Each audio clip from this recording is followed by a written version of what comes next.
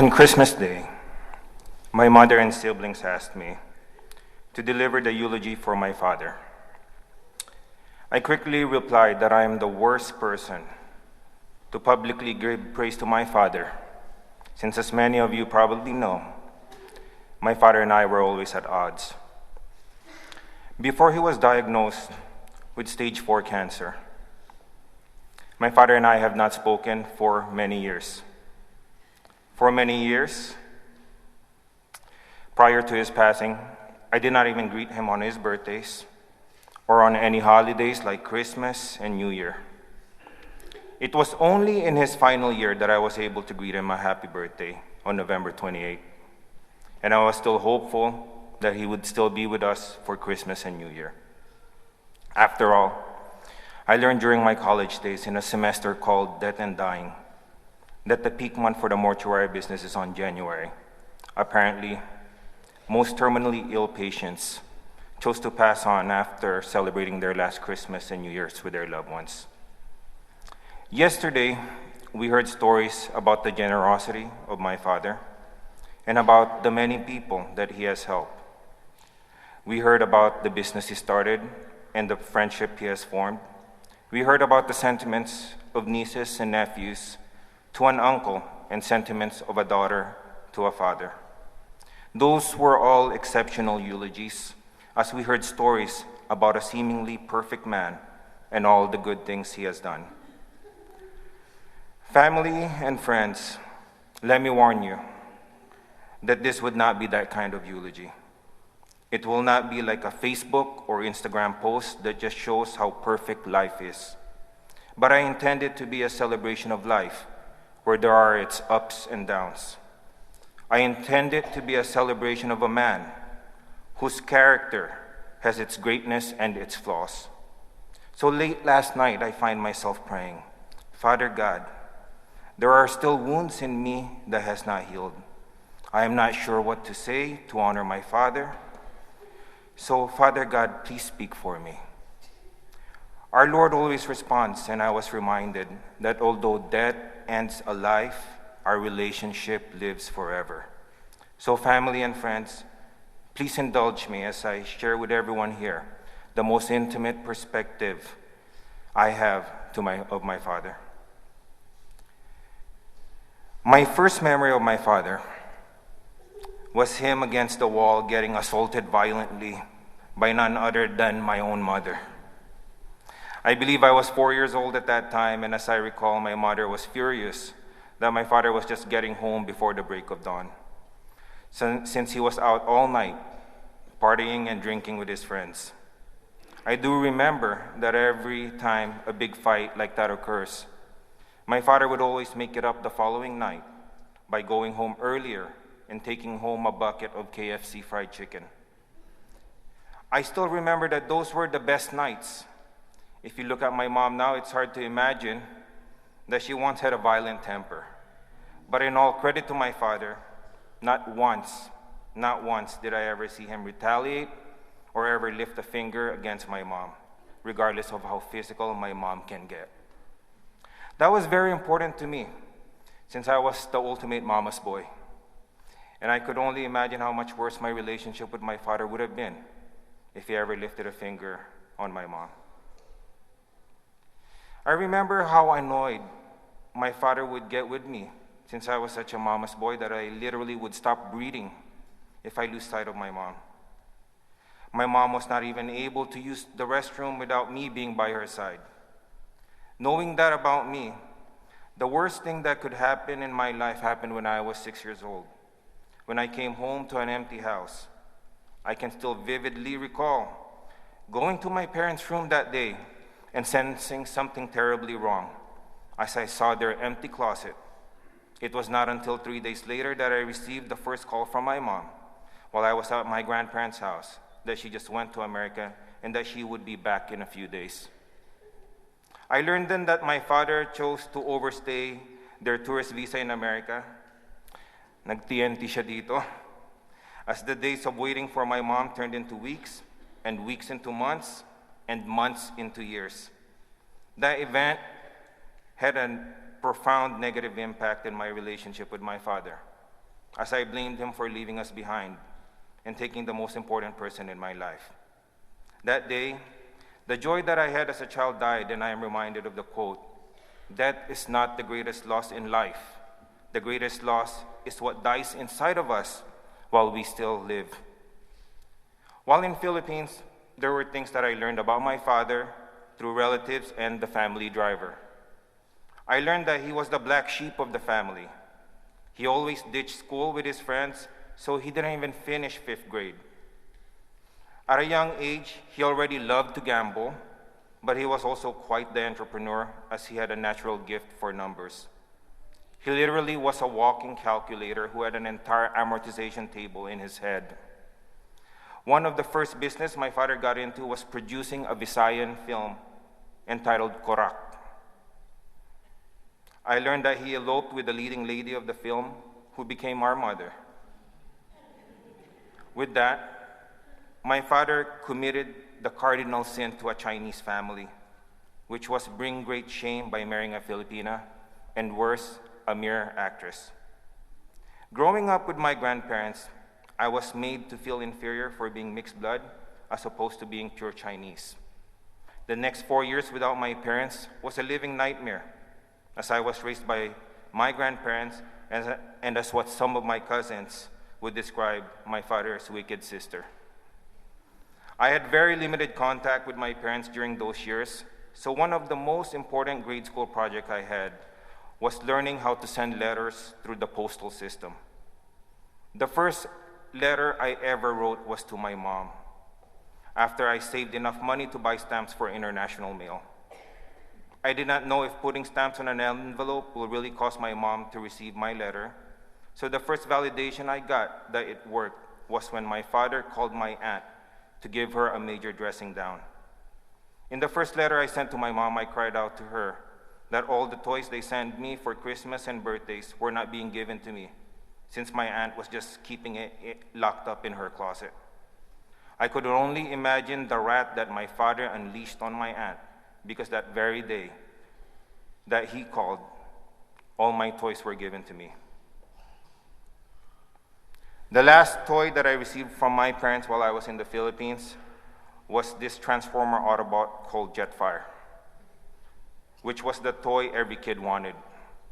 I received this several days prior to my 10th birthday, and I could still vividly recall standing by a green column in my grandparents' house, praying to God that I really do not want any toys for my birthday, but all I wanted was to see my mom again. A few days later, exactly the day of my birthday, I was on my first ever plane ride on the way to the US to see my parents after several years. Without a doubt, that was the happiest birthday party of my life, since I can recall my father drinking with all his friends while staring at me in amazement at how happy I was to be with my mom. That night, while I experienced my first ever jet lag, I snuck in my parents' room and just stared at my mom's face in amazement the whole night while she sleeps.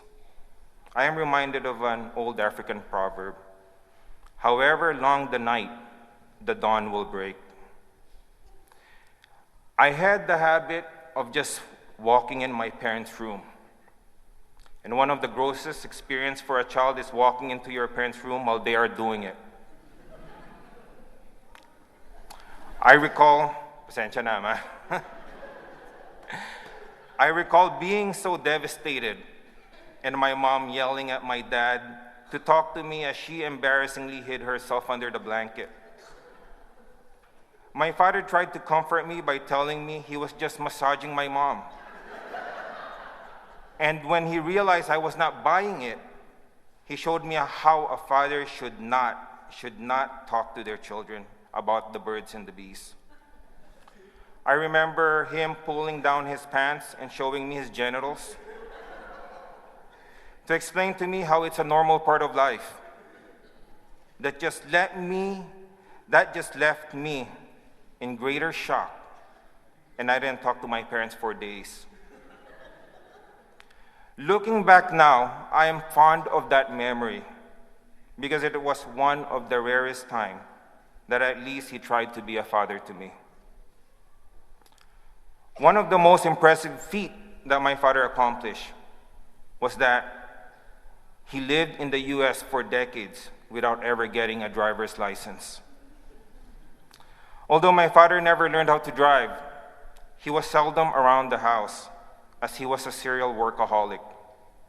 He worked tirelessly in building his wholesale business, UFC Foods, and was one of the pioneers in establishing what would be known as the Filipino supermarket industry. All the Filipino supermarkets that you currently see in this country, whether it be Island Pacific, Seafood City, is in one way or the other have histories that intertwined with my father. When he was not at work, he would spend most of his free time with his friends. He seldom ate home at night, but would always be out with his friends every night. He was always very generous to the point that many people were able to take advantage of his generosity. I have heard it said, "Don't let your generosity kill you." Actually, it's not your generosity that can kill you. It's the betrayal that sometimes follow your act of kindness. In my father's life, I've seen him suffer countless of betrayals from many people he has helped. If my father grew up as the black sheep of the family, I was quick to follow his footsteps in my teenage years. I was such a problem child that my mom would sometimes beat me senseless, but I do not recall my father ever spanking me. As a matter of fact, my mom would get mad at my dad for not disciplining me. When I was expelled for bringing a knife to school, instead of my father getting mad at me, he just got mad at my uncle for giving me a switchblade. Looking back now, it seems like he was able to relate to me, and he felt it was just a stage that I was going through in life. I was expelled in several high schools that by my sophomore year, my parents could not get any other schools to accept me. My father's solution was simple. He made me drop out of high school so that I can just work at Seafood Ranch Market, one of the earliest stores he established with my cousin in Carson. After working in that store for several months, I decided to talk to my parents about giving me another chance to go back to school. My father's plan worked because after the work experience I had at Seafood Ranch, I made it a goal to get an education. It has been said that we will be the exact same person 5 years from now, except for the people we meet and the books we read. I became obsessed with reading, particularly biographies about great people. Given the limited interaction I had with my dad, I found role models in biographies about Bruce Lee, Winston Churchill, Roosevelt, and JFK, to name a few. I sometimes wish that my father had all the profiles of these great men, but it just wasn't so. Nobody wants to talk about the elephant in the room last night, but I feel compelled since it is a significant experience I had with my father. In year 2002, my father went back to Philippines in defeat as his business failed and HSBC Bank proceeded with legal actions against him. In year 2006, I worked with the U.S. Attorney's Office and the FBI to convince my father to return to the U.S. My brother and I went back to the Philippines and gave my father the option of being a fugitive or returning to the U.S. to face his legal problems. I explained to him that if he returns to the U.S., he would be helping my sister with her own legal problems, and he would also be helping himself, since the life of a fugitive is not a life worth living. After further convincing, he took the flight back to the U.S. with me, I recalled being booked on business class while the US government just booked my father a coach fare. As soon as the plane took off, I went to my father to tell him to switch seat with me, but he wouldn't budge. I explained to him that as soon as we land, federal agents would be taking him away. So it's best that he be comfortable now and get some rest on the flight. He said he would be okay, and that I looked like I needed more rest than him. I remember that day vividly because after our conversation, I immediately went to the lavatory and just wept profusely, questioning my decision to convince my father to return to the US. When we landed, federal agents took my father into custody. And to this day, I still get terrible flashbacks every time I arrive in an international flight to LAX. My father became inmate number 33033112. That's the number we filled out every time we visit him in prison. He was beloved by all the inmates in prison. He would often ask my sister to load the cards for other inmates so that they can make phone calls to their loved ones or so that they can buy extra food in the mess hall. I recall him having his own cook and even having someone do his laundries. We were concerned that he was making too many friends and it was becoming very expensive. I seldom visited him because of this nagging guilt and this feeling that just as I blamed him for leaving us in the Philippines, he was also blaming me for putting him in prison. What I learned from my father's experience is that criminal justice reform is needed, and the recently signed bipartisan bill by President Trump must just be a first step. People are not coming out of prison better, but bitter. Equal justice under the law is a myth.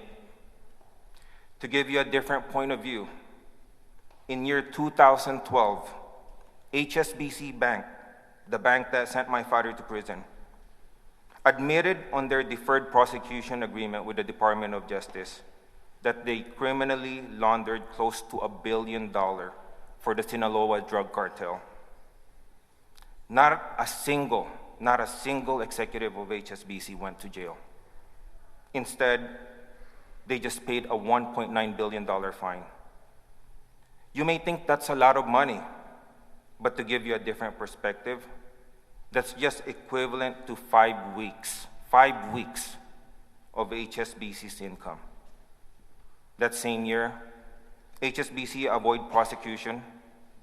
Over 90,000 people were sentenced to federal prisons for drug offenses in the United States, most African Americans. While since 2002, over 100,000 people have been killed in Mexico as a result of cartel violence. Friends and family, this is not equal justice under the law, but it's just a case of too big to jail. To the next generation of my family, my children, my nieces, my nephew, although your grandfather may be a flawed human being, you do not need to be ashamed of him. Instead, use this experience to be an advocate for justice and to be a voice for the forgotten. After not speaking with my father for many years, I was devastated when I learned that he was terminally ill. I was not sure if I should visit him since I was worried that he might flatline once he sees my face. When I saw him again, he was unconscious and on life support, and at that moment, whatever wrong he may have done to me did not matter at all, since at that moment, the only thing I could think of are all my flaws as a son to a father.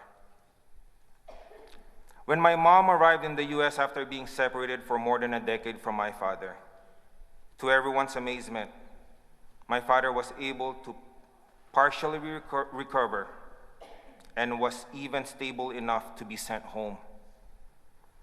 Such was the miraculous effect my mom has on my dad.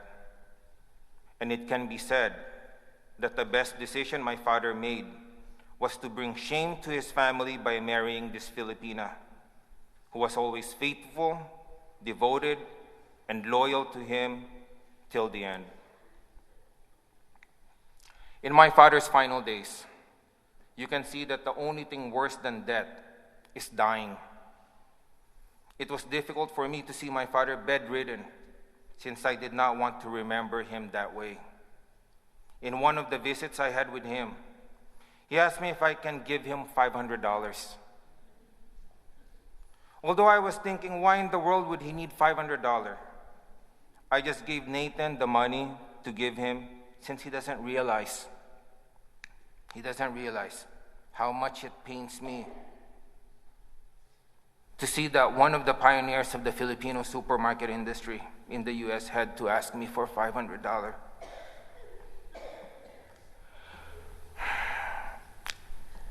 I realized that the act of him asking me for $500 was a way for him to test, to see if I still have any anger towards him. I also learned that all he did with the $500 was give it to his caretaker and give it as a birthday gift to my younger brother Nazir. Even to the very end,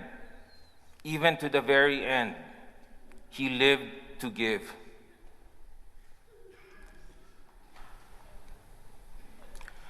Books will not be written about William Lim. Books will not be written about William Lim.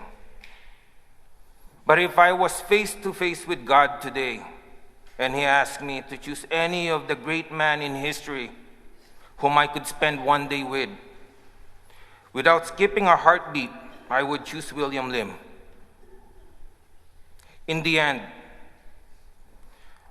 as we measure our life, maybe that is what should matter most to a father. To conclude my eulogy, please allow me to share a passage from President Theodore Roosevelt that is a fitting tribute to my father. The man in the arena. It is not the critics who counts, not the man who points out how the strong man stumbles, or where the doer of deeds could have done them better. The credit belongs to the man who is actually in the arena, whose face is marred by dust and sweat and blood, who strives valiantly, who errs, who comes short again and again, who spends himself in a worthy cause, who at the best knows in the end the triumph of high achievement, and who at the worst, if he fails, at least fails while daring greatly, so that his place shall never be with those cold and timid souls who neither know victory nor defeat. To the father that I am so proud of, to the man in the arena, I look forward to seeing you again someday. Thank you.